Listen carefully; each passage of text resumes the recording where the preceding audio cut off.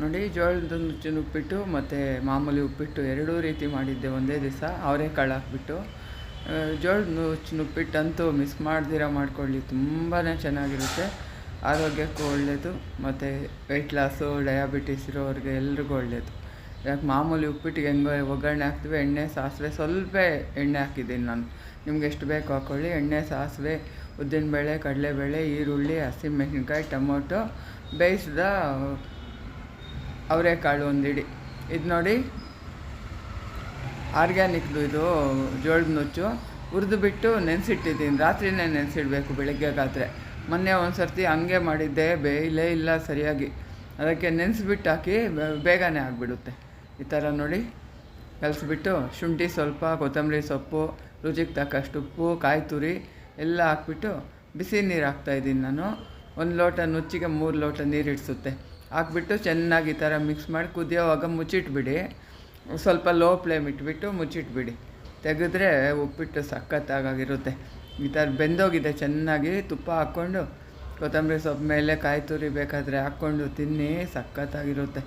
ಬಿಸಿ ಬಿಸಿ ತಿನ್ನಬೇಕಾದ್ರೆ ತುಂಬಾ ಚೆನ್ನಾಗಿರುತ್ತೆ. ಮಾಡ್ಕೊಂಡು ನೋಡಿ. ಮತ್ತು ಮಾಮೂಲಿ ಉಪ್ಪಿಟ್ಟು ಗೊತ್ತಲ್ವ, ಅದೂ ಅಷ್ಟೇ. ನಾನು ಕಾಯಿ ತುರಿ ಉಪ್ಪಿಟ್ಟು ಆಗೋವಾಗೆ ಹಾಕ್ಬಿಟ್ಟಿದ್ದೀನಿ, ಮೇಲೆ ಹಾಕೋದು ಮರ್ತೋಗಿದ್ದೀನಿ. ಇದಕ್ಕೆ ನೋಡಿ ಈ ಉಪ್ಪಿಟ್ಟು, ಇದು ಅಷ್ಟೇ ತುಂಬಾ ಚೆನ್ನಾಗಿತ್ತು. ಇದಕ್ಕೂ ಅವರೆಕಾಳು ಹಾಕಿದ್ದೀನಿ. ಮಾಮೂಲಿ ಇದಕ್ಕೂ ಅಷ್ಟೇ, ಮಾಮೂಲಿ ಉಪ್ಪಿಟ್ಟಿಗೆ ಹಾಕೋತಾರೆ ಒಗ್ಗರಣೆ ಹಾಕ್ಬಿಟ್ಟು ಮೆಣಸಿನ್ಕಾಯಿ, ಈರುಳ್ಳಿ, ಟೊಮೊಟೊ, ಇದಕ್ಕೂ ಕಾಳು ಹಾಕ್ತಾಯಿದ್ದೀನಿ.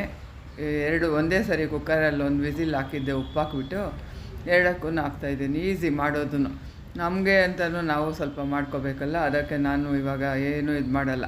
ನನಗೆ ಏನು ಬೇಕೋ ಅದು ನಾನು ಮಾಡ್ಕೋತೀನಿ. ಶುಂಠಿ ಹಾಕ್ಬಿಟ್ಟು ರುಚಿಗೆ ತಕ್ಕಷ್ಟು ಉಪ್ಪು ಹಾಕ್ಬಿಟ್ಟು ಕಾಯಿ ತುರಿ ಹಾಕ್ಕೋಬೇಕು. ಇದು ಕುದಿಯೋವಾಗೂ ಕಾಯಿ ತುರಿ ಹಾಕಿದರೆ ಚೆನ್ನಾಗಿ ಬಿಟ್ಕೊಳ್ಳುತ್ತೆ ಹಾಲಲ್ವಾ, ತುಂಬ ರುಚಿ ಬರುತ್ತೆ.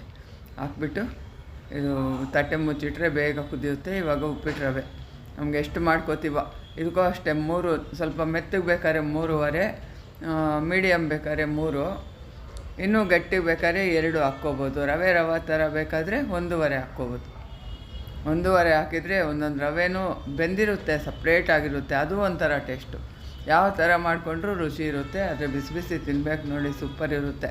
ರವೆ ಥರ ಮಾಡಿಕೊಂಡು 1.5 ಲೋಟ ನೀರು ಹಾಕ್ಬಿಟ್ಟು ಅದು ತಣ್ಣಗಾದ್ರೂ ಚೆನ್ನಾಗಿರುತ್ತೆ. ಒಂದೊಂದು ರವೆನೂ ಸಿಗ್ತಾ ಇರುತ್ತೆ ನೋಡಿ, ತುಂಬಾ ರುಚಿಯಾಗಿರುತ್ತೆ. ಇದಕ್ಕಷ್ಟೇ ಕೊತ್ತಂಬರಿ ಸೊಪ್ಪು ಹಾಕ್ಕೊಂಡು ತಟ್ಟೆಗೆ ಬಡಿಸ್ಕೊಂಡು ಒಂದು ಸ್ವಲ್ಪ ಲಾಸ್ಟಲ್ಲಿ ಒಂದು ಸ್ವಲ್ಪ ತುಪ್ಪ ಹಾಕ್ಕೊಂಡು ತಿನ್ಬೇಕು ನೋಡಿ, ಅಷ್ಟು ರುಚಿ ಬರುತ್ತೆ. ಮಾಡ್ಕೊಂಡು ನೋಡಿ. ಈ ಥರ ತುಂಬ ಜನನೇ ಮಾಡ್ಕೋತಾರೆ, ಎಲ್ರಿಗೂ ಗೊತ್ತು, ಬರದೇ ಇರೋರಿಗೆ ಅಂತ ತೋರಿಸ್ತಾ ಇದ್ದೀನಿ. ಈ ಥರ ಕಾಯಿ ತುರಿ ಹಾಕ್ಕೊಂಡು ಸ್ವಲ್ಪ ತುಪ್ಪ ಹಾಕ್ಕೊಂಡು ಕೈಯಲ್ಲೇ ತಿನ್ನಿ, ಚೆನ್ನಾಗಿರುತ್ತೆ ನೋಡಿ. ಹೋಟ್ಲಲ್ಲಿ ಬರೋ ಥರನೇ ಬಂದಿದೆ, ಸಖತ್ತಾಗಿದೆ. ಎಲ್ಲರೂ ಇಷ್ಟ ಆದರೆ like, share, subscribe and follow ಮಾಡಿ.